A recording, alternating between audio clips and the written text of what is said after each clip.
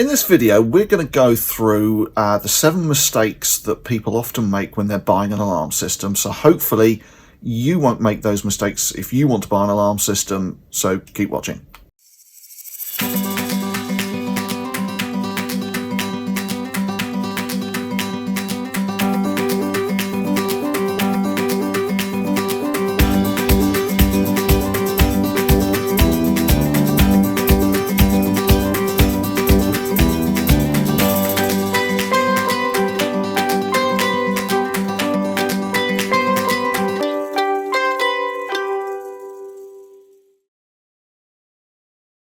Mistake number 1 when buying an alarm system is spending too little. Now, obviously, nobody wants to spend more than they absolutely have to, but there's a very real danger, and lots of people fall into the trap of thinking that something that's cheap does the job to the same standard as something that's expensive.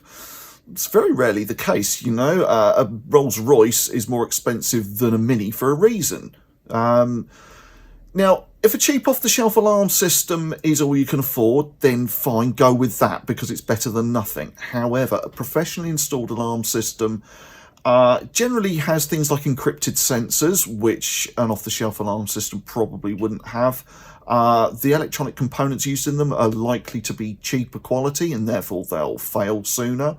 And it's far less likely that you'll be able to find spares for a cheap off-the-shelf system to be able to maintain your system. You know, we've been able to maintain our systems from kind of 10-15 years ago, and that isn't the case with cheap off-the-shelf systems. The old adage of buy cheap, buy twice is generally true. Mistake number 2 that people make is over-specifying. Now, we have never yet suggested to a client or a potential client that they have a sensor in every single room. Now, I'm not saying it'll never happen, but I think it's going to be highly unlikely.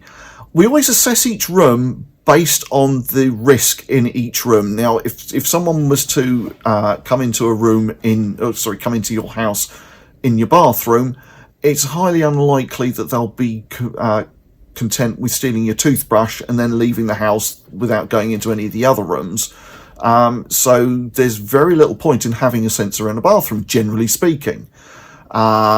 Same with the kids' bedroom. You know, well, yeah, but maybe it might be that the kids have got an Xbox or something like that in their room, and a burglar might think, well, I know there's an alarm system here, I'll just take the Xbox and be done with it before it goes. So maybe you'd want to put a sensor in the kids' bedroom, maybe not, depends on the circumstances.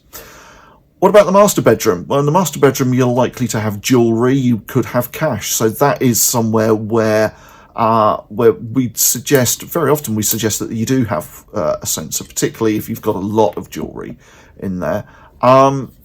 So basically the lesson here is to assess each room on its individual risks, on the individual house that you're in, and make an informed judgment then. Mistake number 3 is hiding the siren away. Studies have shown that burglars are very often put off from burgling a house if it's got an alarm system. So you want to make sure that those burglars that are looking around your neighbourhood actually know that there's an alarm system on your house. And that means having the siren box on the front with the installation company's name and logo on it. There's no point having it around the side of the house or around the back if it's only the neighbours over the back can see it. There's no point having it there. It needs to be loud and proud on the front of the house. Remember, it's a fallacy to say that having an alarm system shows burglars that you've got something worth stealing. That's just rubbish. Every house has got something worth stealing, whether it's cash, jewellery, games consoles, laptops, iPads, that kind of thing. The majority of houses have got those things. So having an alarm system, nice and visible on the front of your house, or alarm siren, visible on the front of your house, is the right thing to do. Mistake number 4 is relying on a bells only system. You know, when alarm systems first came out, the alarm would go off, the bell would ring outside, and people would take a look and they'd see what the problem was. These days, we're so used to hearing sirens go off that are false alarm, no one takes any notice. So there's no point having a bells only system, which is the technical term for it, a system that only has a siren and doesn't communicate with the outside world. You can't rely on your neighbours to do it, to let you know if your alarm goes off. You've got to have your system either monitored by a professional monitoring company or have it self-monitored where the system tells you via an alert to your phone. Mistake number 5 is not having a plan for what happens if the alarm is triggered. Many people just think to themselves that they want an alarm for peace of mind, but they don't plan for the practicalities. What do you want to happen when the alarm goes off? Who do you want to be told? And when they get the message, what do you want them to do? You need to make sure that your system is planned accordingly. Make sure that all the people have the means to be notified. Make sure that if you want people to visit your house, make sure they have the means to disarm the system, check the house and rearm the system when they leave. Mistake number 6 that people make is not thinking about the ongoing costs of an alarm system. When comparing quotations from different installers, it's very easy just to look at the headline kind of price for how much it's going to cost you to actually have the installation done, and then not think about the ongoing monthly costs. Many alarm systems have a monthly cost which covers maintenance and monitoring as well.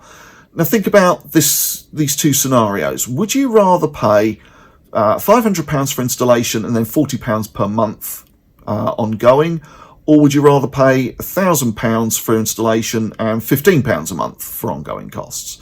Because after about 3 years, that first initially cheaper scenario works out more expensive. And once you go to 4, 5, 6 years, you're paying lots and lots. Make sure you work out those costings before you say yes to a quotation. Mistake number 7 that people make is not having enough quotations, not having enough options. Who are you actually going to ask for a quotation for your system? We can all name the big companies who advertise on TV. Many people also believe that they will offer the best value. Because they're large, so their logic goes, they buy more equipment and therefore pay less for the equipment, and therefore they won't charge as much for the equipment. But of course, those big TV campaigns cost an awful lot of money, and that's got to be paid for out of the profits they make out of their customers.